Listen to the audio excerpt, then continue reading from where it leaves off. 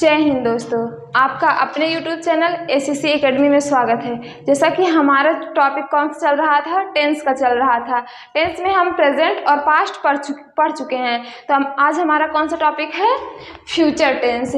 Future tense की Hindi meaning क्या होती है, भविष्य काल। मतलब ये तो ना ही हो चुका है और ना ही हो रहा है, ये इन फ्यूचर होगा, भविष्य में होगा। इसमें जो भी हम टेंस पढ़ेंगे वो भविष्य के लिए पढ़ेंगे। जैसे यहाँ लिखा है मैं बाजार जाऊंगा, ना तो मैं बाजार चला गया हूँ और ना ही जा रहा हूँ, फ्यूचर में जाऊंगा।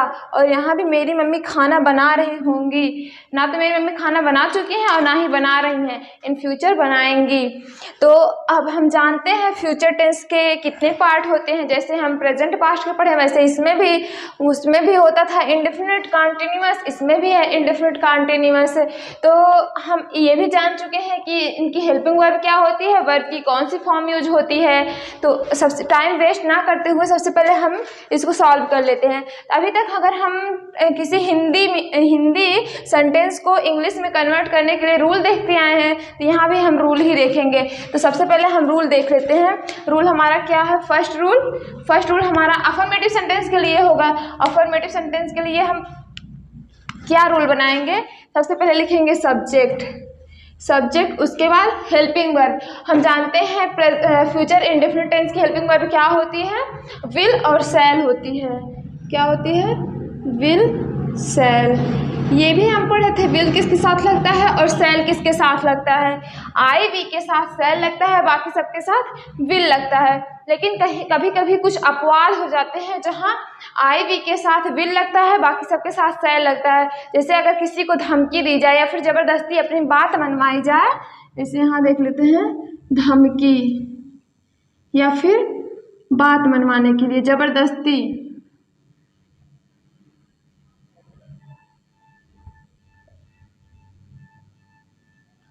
या तो किसी को धमकी दी जाए या फिर किसी से ज़बरदस्ती अपनी बात मनवाई जाए, तो वहाँ आई वी के साथ क्या लगेगा, आई वी के साथ हम क्या लगाएंगे, विल लगाएंगे। और बाकी सबके साथ अगर आई वी के अलावा कोई अदर प्रोनाउन आया तो उसके साथ क्या लगाएंगे, शैल लगाएंगे। जैसे अभी कभी होता है ना, कुछ लोग कहते हैं मैं तुम्हें मार दूंगा, तो मैं तुम्हें मार दूंगा अगर लिखा रहता है मैं तुम्हें मार दूंगा, तो उसको हम किस में कन्वर्ट करते हैं, आई विल किल यू। आई के साथ विल लगाए हैं ना, लेकिन अभी तक हम रूल क्या पढ़ रहे थे, आई के साथ शैल, बाकी सबके साथ विल लगता है। लेकिन जब किसी को धमकी दी जाए, ज़बरदस्ती अपनी बात मनवाई जाए, तो हाँ आई वी के साथ विल लगता है, बाकी सबके साथ शैल लगता है। तो अब हम आई मतलब हेल्पिंग वर्ब लगा लिए, उसके बाद क्या करते हैं, वर्ब की फर्स्ट फॉर्म लगाते हैं। वर्ब की फर्स्ट फॉर्म प्लस ऑब्जेक्ट, उसके बाद अगर कोई अदर वर्ड है तो उसको लिखेंगे। ये हमारा रूल नंबर फर्स्ट रहा। रूल नंबर फर्स्ट अफर्मेटिव के लिए होता है हमारा, ये अफर्मेटिव के लिए। तो अब हमको कुछ नहीं करना, बस इसी के बेस पे इसको हम कर लेंगे। तो सबसे पहले हमको सब्जेक्ट हम जानते हैं इसमें क्या है, मैं की इंग्लिश क्या होती है, आई। अब ये देख रहे हैं हमारा ये सेंटेंस नॉर्मल सेंटेंस है, इसमें कोई धमकी वमकी या फिर ज़बरदस्ती अपनी बात नहीं मनवाई जा रही है।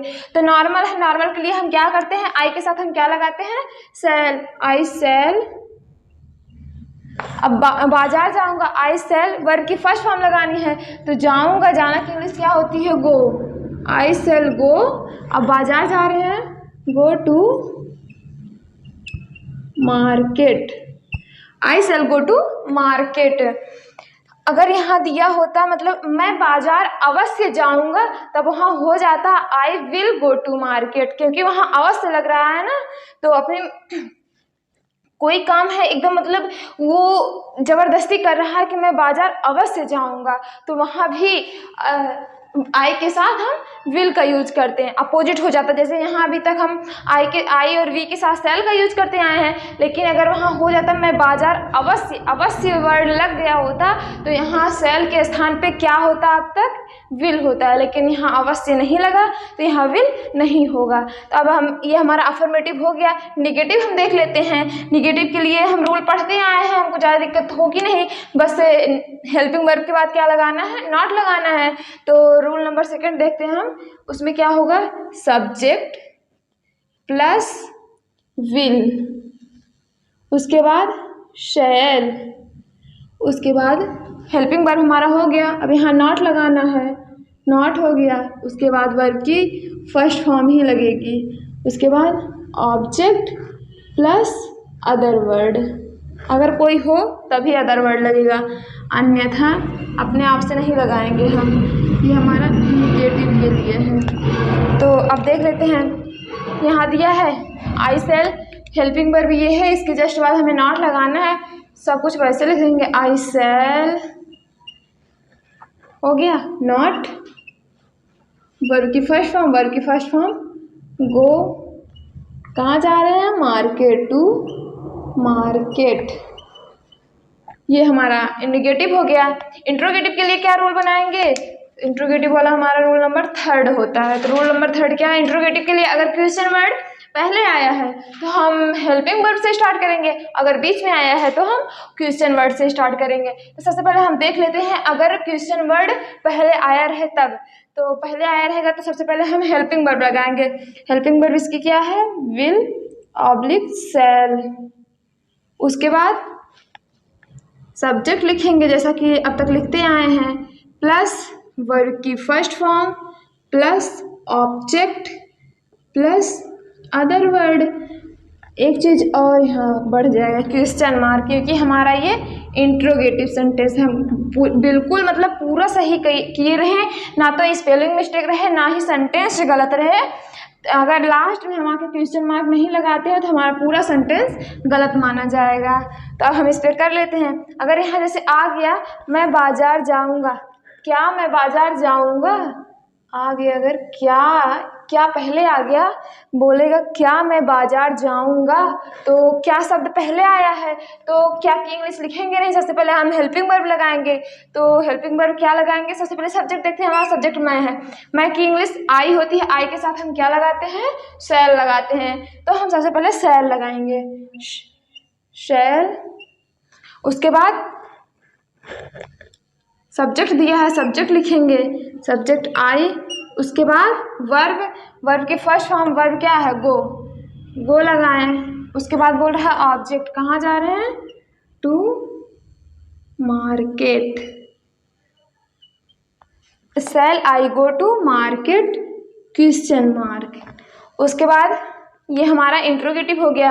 अब इसके बाद देखेंगे हम इंट्रोगेटिव निगेटिव। इंट्रोगेटिव निगेटिव के जैसे ये 2 टाइप्स के इंट्रोगेटिव होते हैं, एक हेल्पिंग वर्ब वाला होता है और दूसरा इंट्रोगेटिव मतलब क्वेश्चन वर्ड अगर बीच में आया रहे तो WH वाला होता है। तो जैसे ये किए हैं वैसे वो भी करेंगे, बस अगर क्वेश्चन वर्ड या ये क्या क्यों कैसे बीच में आया रहे तो उसकी इंग्लिश लिख देंगे जस्ट यहाँ पहले, बाकी सब वैसे लिखेंगे। इतना समझदार तो हम लोग हैं ही।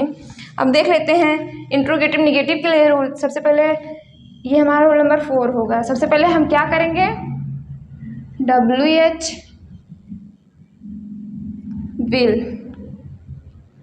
Will oblique shall plus subject plus not plus object plus अगर कोई अदर वर्ड है तो वो, अगर नहीं है तो कोई बात नहीं।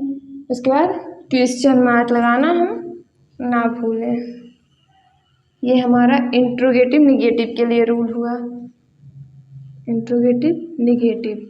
हम अब कर लेते हैं, इसी बेस पे हमको करना है। तो सबसे पहले हम क्या करेंगे, अगर WH जैसे यहाँ आ गया, मैं बाजार क्यों नहीं जाऊंगा, अगर ऐसे करके आ गया मैं बाजार क्यों नहीं जाऊंगा, तो हम सबसे पहले क्या लिखेंगे, वाई। उसके बाद विल या सेल में से लगाएंगे। सबसे पहले सब्जेक्ट लिखेंगे, सब्जेक्ट हमारा मैं है, मैं के साथ क्या लगता है, सेल लगता है। अगर नॉर्मल सेंटेंस है तब तो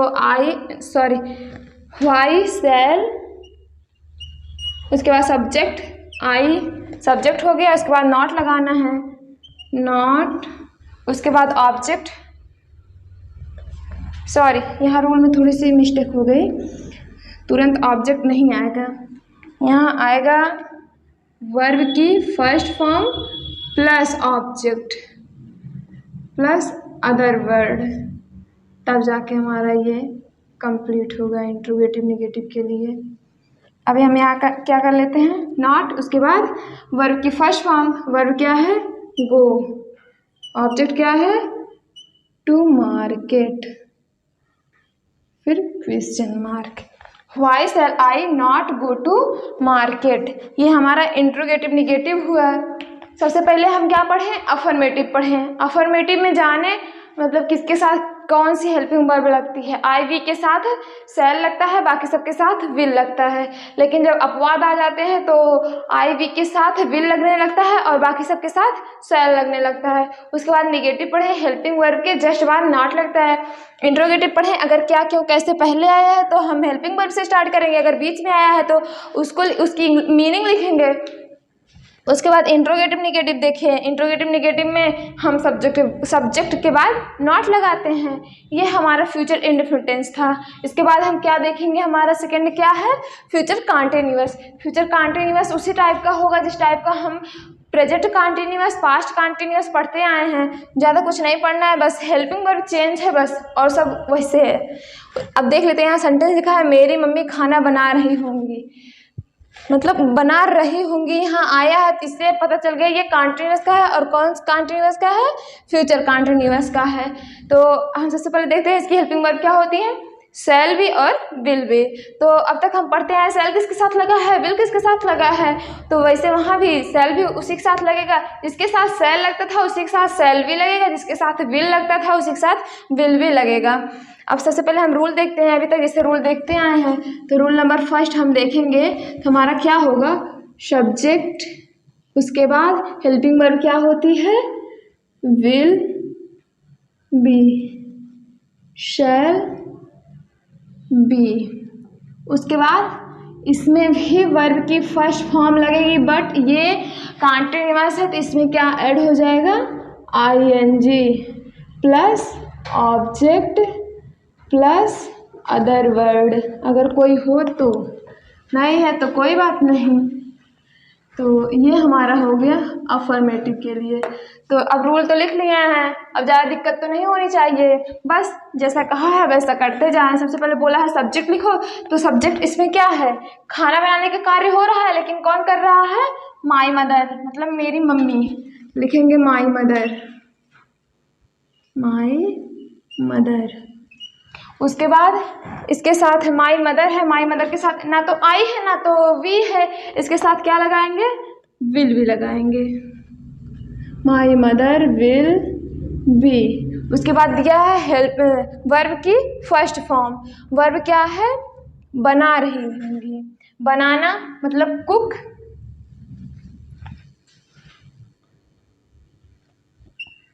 कुक हो गया। उसके बाद इसमें ING ऐड करना है, ING, my mother will be cooking. उसके बाद क्या करना है? ऑब्जेक्ट लिखना, ऑब्जेक्ट मतलब क्या बना रही हैं? The food, my mother will be cooking the food. उसके बाद अब हम, ये हमारा अफर्मेटिव हो गया। निगेटिव पढ़ेंगे, तो निगेटिव के लिए हम रूल जानते हैं, हेल्पिंग वर्ब के जस्ट बाद क्या लगाएंगे? नॉट लगाएंगे। तो हमारा फर्स्ट हुआ। अब सेकेंड रूल लिखेंगे, सब्जेक्ट, उसके बाद will be, shall be, will shall plus not plus be. अब यहाँ देख रहे हैं आप लोग, अभी तक हेल्पिंग वर्ब थी विल बी और शैल बी, लेकिन यहाँ हम आए हैं विल बी और शैल बी के बाद नॉट नहीं लगा रहे हैं, विल या शैल के बाद नॉट लगा रहे हैं, उसके बाद हम बी लिख रहे हैं। क्यों? क्योंकि हम जब इसमें पढ़े थे हमारा मेन हेल्पिंग वर्ब क्या था? विल और शैल था, तो यहाँ विल और शैल के बाद हम नॉट लगाएंगे। वी तो बाद में जुड़ा है ना, तो बी के बाद नॉट नहीं लगाएंगे, दोनों के बीच में हम नॉट लगाएंगे। जैसे हम पढ़े थे प्रेजेंट परफेक्ट कॉन्टिन्यूअस, वहाँ आया था हैव बीन, हैज़ बीन, दोनों के बीच में नॉट लगाते थे, ना कि बाद में लगाते थे। तो ऐसे यहाँ भी होगा। उसके बाद क्या करेंगे? वर्ब की फर्स्ट फॉर्म ING ऐड कर देंगे। उसके बाद ऑब्जेक्ट, अगर कोई अदर वर्ड है तो उसको लगा देंगे। ये हमारा हो गया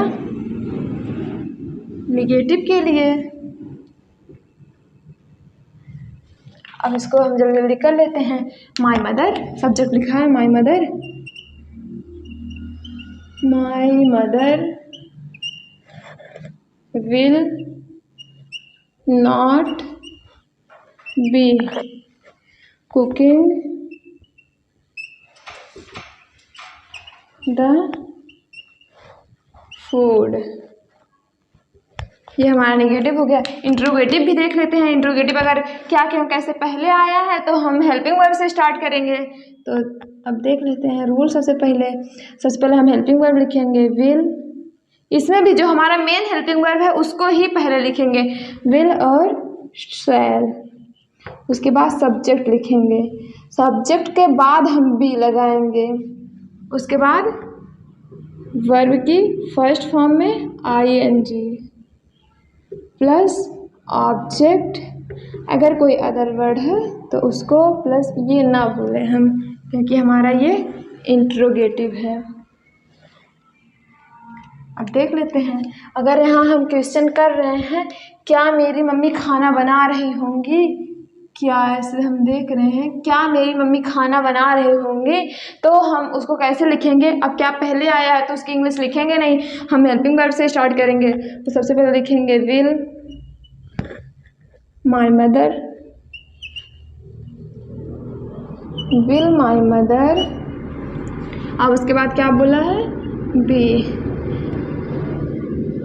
वर्ब की फर्स्ट फॉर्म ING ऑब्जेक्ट,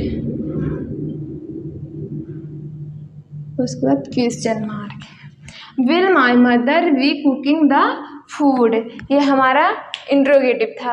अब अगर क्यों क्या कैसे बीच में आ गया तो हम जानते हैं उसकी इंग्लिश यहाँ लिख देंगे, बस बाकी सब सेम रहेगा। उसके बाद हम देख लेते हैं इंट्रोगेटिव निगेटिव। इंट्रोगेटिव निगेटिव में क्या करना है, इंट्रोगेटिव निगेटिव में ज़्यादा कुछ नहीं करना है, बस यहाँ सब्जेक्ट के बाद नॉट लगाना है, जैसा कि अभी तक पढ़ते आए हैं। लिखेंगे will oblique shall plus subject plus not plus be plus verb की first form plus ING plus object plus other word plus question mark. क्योंकि इंट्रोगेटिव है, इंट्रोगेटिव में हम सब कुछ भूल सकते हैं लेकिन ये क्वेश्चन मार्क नहीं भूल सकते हैं।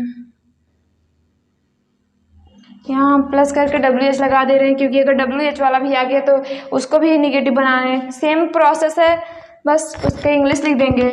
तो अगर हम देख लेते हैं, यहाँ हम क्वेश्चन कर रहे हैं मेरी मम्मी, इसको काट रहे हैं, मेरी मम्मी खाना क्यों नहीं बना रही होंगी। अगर क्यों नहीं यहाँ बीच में आ गया तो इसकी हम इंग्लिश लिखेंगे क्योंकि। सबसे पहले हम लिखेंगे why my mother, why my mother. उसके बाद दिया है नॉट बी, वर्ब की first form cook, ING add करेंगे cooking, object the food, question mark. Why my mother not be cooking the food, ये हमारा फ्यूचर कंटिन्यूअस का पूरा सेंटेंस हो गया। रूल भी देख लिए हम, ये हमारा अफर्मेटिव के लिए रूल था, ये निगेटिव के लिए रूल था, ये इंट्रोगेटिव के लिए है और ये इंट्रोगेटिव निगेटिव के लिए है। ये हमारा 4 रूल था, सब में 4 रूल है। एक रूल और है, बस यहाँ WH जोड़ देना है, वो तो हम सबको पता है। 4 इसमें अगर हमको रूल बनाना आ गया, ये रूल हमको पता रहेगा, फ्यूचर इंडेफिनिट या फिर फ्यूचर कंटिन्यूअस का कैसा भी सेंटेंस आए हम इस रूल के बेस पे सब सॉल्व कर ले जाएंगे। तो अब हम देखते हैं हमारा next topic future perfect tense का। अभी अब तक हम देखें प्रेजेंट, फ्यूचर इंडेफिनिट और फ्यूचर कंटिन्यूअस। अब हम देखेंगे फ्यूचर परफेक्ट और फ्यूचर परफेक्ट कंटिन्यूअस। तो अब तक हम जब पास्ट परफेक्ट पढ़ रहे थे तो उसमें भी देखे थे सेम ऐसा सेंटेंस आया था, बस यहाँ जहाँ चुकेगा है वहाँ चुका था और यहाँ चुकेगा। तो हम सेम वैसे नहीं करेंगे, थोड़ा इसमें डिफरेंट रूल होगा। सबसे पहले हम देखते हैं, इसमें भी 2 सेंटेंस है, एक तुम्हारे आने से, दूसरा वह अपना पाठ याद कर चुकेगा। हम इतना तो जानते हैं कि ये जो हमारा ये वाला है इसको हम उठा के लाएंगे, पहले करेंगे और ये पहले वाला बाद में करेंगे। तो सबसे पहले हम देखते हैं इसमें काम कौन सा पहले हो रहा है। तो तुम्हारे आने से पहले वह अपना पाठ याद कर चुकेगा।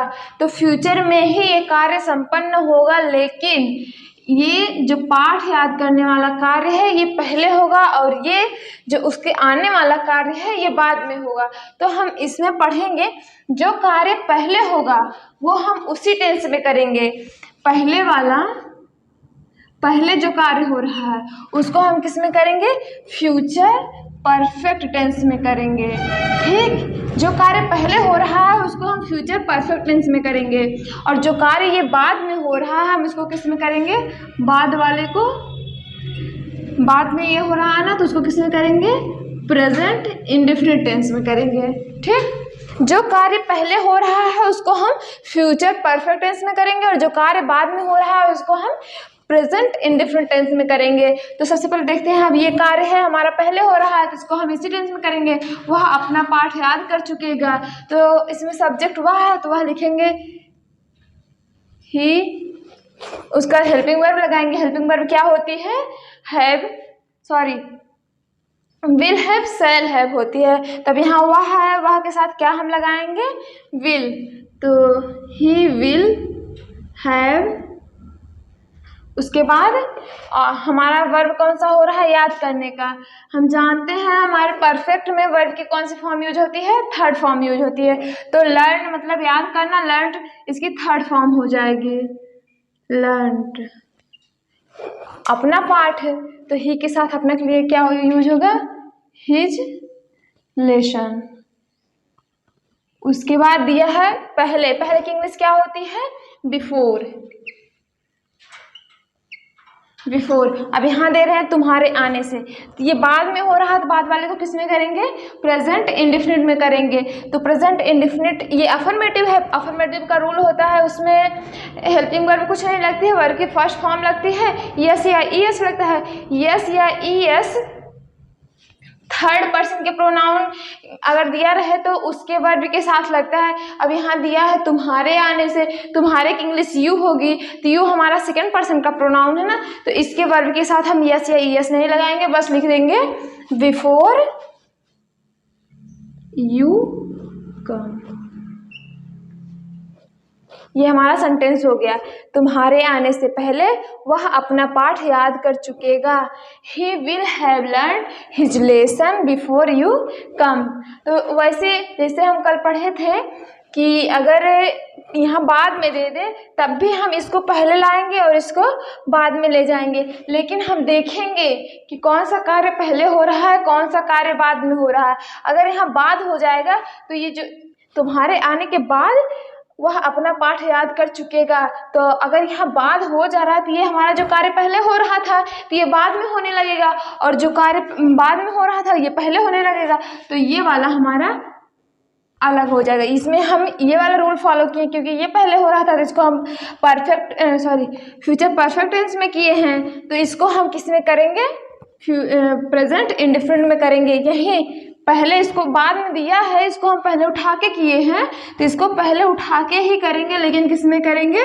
प्रेजेंट इंडेफिनिट में करेंगे। अगर यहाँ बाद में दे दे और इसको हम फ्यूचर परफेक्ट टेंस में करेंगे, लेकिन यहाँ बाद में ला के करेंगे अगर यहाँ बाद में दे दे तो वैसे। और अगर नॉर्मली सेंटेंस आया जैसे यहाँ पहले या बाद में ना करके दिया रहेगा तो हम रूल वही फॉलो करेंगे। सबसे पहले सब्जेक्ट लगाएंगे, उसके बाद हेल्पिंग वर्ब, हेल्पिंग वर्ब हम लोग जानते हैं विल हैव, शैल हैव होती है। उसके बाद वर्ब की थर्ड फॉर्म ये भी जानते हैं, हर परफेक्ट टेंस में वर्ब की थर्ड फॉर्म यूज होती है। उसके बाद ऑब्जेक्ट, ऑब्जेक्ट के बाद अगर कोई अदर वर्ड है तो अदर वर्ड, बात खत्म। अगर इंट्रोगेटिव आ गया तो इंट्रोगेटिव में हम जानते हैं हेल्पिंग वर्ब पहले लगाते हैं, अगर क्या क्यों कैसे बीच में आया है तो हम उसकी इंग्लिश लिखते हैं। निगेटिव के लिए जस्ट हेल्पिंग वर्ब के बाद हम नॉट लगाते हैं। उसके बाद हम देखते हैं हमारा फ्यूचर परफेक्ट कॉन्टिन्यूअस। ऐसे कोई भी सेंटेंस आए उसमें बस हमें ये ध्यान देना है कि कौन सा कार्य पहले हो रहा है, कौन सा कार्य बाद में हो रहा है, और यहाँ पहले आया है कि बाद में आया है। तो ये हमारा चाहे जिस टाइप का सेंटेंस आएगा हम अपने फ्यूचर परफेक्ट टेंस को सॉल्व कर ले जाएंगे। तो अब हम देखते हैं future perfect continuous. Future perfect continuous में समय भी दिया रहेगा प्लस वो कॉन्टिन्यूअस में रहेगा। तो अब यहाँ देख रहे हैं हम 2 दिन से दिया है, समय दिया है ना, उसके बाद दिया है लास्ट में रहे होंगे वाला दिया है ना। तो अब जैसे हम प्रेजेंट परफेक्ट किए थे और पास्ट परफेक्ट किए थे वैसे इसको भी करेंगे। तो सबसे पहले हम देखते हैं इस पूरे सेंटेंस में सब्जेक्ट क्या है। लड़के की इंग्लिश क्या होती है, बॉयज़ होती है। तो हम बॉयज़ लिखेंगे सबसे पहले, बॉयज़। उसके बाद अब बॉयज़ है तो इसके साथ क्या लगाएंगे, विल लगाएंगे, एक सेल लगाएंगे, इसके साथ हम लगाएंगे विल। हम जानते हैं इस सेल किसके साथ लगता है, सिर्फ आई और वी के साथ लगता है। तो यहाँ बॉयज़ है, बॉयज़ के साथ विल लगाएंगे। हम जानते हैं फ्यूचर परफेक्ट कॉन्टिन्यूअस टेंस की हेल्पिंग वर्ब क्या होती है, विल हैव बीन। हम आप लोगों को बताए भी थे कि अगर आप परफेक्ट टेंस की हेल्पिंग वर्ब याद कर ले गए परफेक्ट कॉन्टिन्यूअस की आसानी से याद हो जाएगी। यहाँ हम देख रहे हैं विल हैव था तो यहाँ विल हैव बीन हो गया। उसके बाद हमें क्या करना है, ऑब्जेक्ट लिखना है। तो ऑब्जेक्ट हमारा क्या, वर्ब लिखना है। वर्ब क्या है, खेल रहे होंगे। तो खेलना की इंग्लिश क्या होती है, प्ले में ING जोड़ देंगे, प्लेइंग, क्योंकि कॉन्टिन्यूअस है, कॉन्टिन्यूअस के वर्ब में हम ING ऐड करते हैं। Boys will have been playing, क्या खेल रहे हैं, खेल का नाम नहीं दिया है लेकिन अब टाइमिंग दिया है। तो टाइमिंग दिया है कितने दिन से, 2 दिन से। 2 दिन हमारा निश्चित है कि अनिश्चित है, हम बताए थे। अगर 2 डेज दिया, 2 डेज, 2 मंथ दिया या फिर 2 ईयर दिया तो ये सब हमारा अनिश्चित समय होगा। और हम जानते हैं अनिश्चित समय के लिए क्या लगाते हैं, फॉर लगाते हैं। तो यहाँ हम क्या लगाएंगे, फॉर लगाएंगे। फॉर के बाद क्या लगाएंगे, 2 डेज, फॉर 2 डेज। उसके बाद अगर निगेटिव आ गया तो हम यहाँ नॉट लगा देंगे। इंट्रोगेटिव आ गया तो हम इसको पहले कर देंगे, और इंट्रोगेटिव निगेटिव आ गया तो इसको पहले करके यहाँ हम सब्जेक्ट के बाद नॉट लगा देंगे। तो ये हमारा सेंटेंस रहा फ्यूचर परफेक्ट कॉन्टिन्यूअस टेंस का। ऐसे इसमें इसी टाइप के सेंटेंस आएंगे, चाहे जैसा सेंटेंस आए बस हमको रूल फॉलो करते जाना है। हम यहाँ रूल इसलिए नहीं लिखवाए क्योंकि हम प्रेजेंट परफेक्ट कॉन्टिन्यूअस टेंस में लिखवाए थे। इसका रूल काफ़ी बड़ा हो जाता है, बार बार लिखने में थोड़ी प्रॉब्लम होती है, तो आप लोग उसमें से देख के मैनेज कर लीजिएगा। बाकी ये हमारा सेंटेंस रहा फ्यूचर परफेक्ट कॉन्टिन्यूअस टेंस का। ये हमारा पूरा टेंस खत्म हुआ। हम आप लोगों को बोले थे कि अभी एक सेंटेंस करवा रहे हैं, बाद में हम मतलब सारे टेंस के 1-1, 2-2 और करवाएंगे, मतलब एक्सरसाइज सॉल्व करवाएंगे। बाकी ये हमारा पूरा टेंस खत्म हुआ। अब हम नेक्स्ट वीडियो में आप लोगों को एक्सरसाइज सॉल्व करवा देंगे कल वाले में। थैंक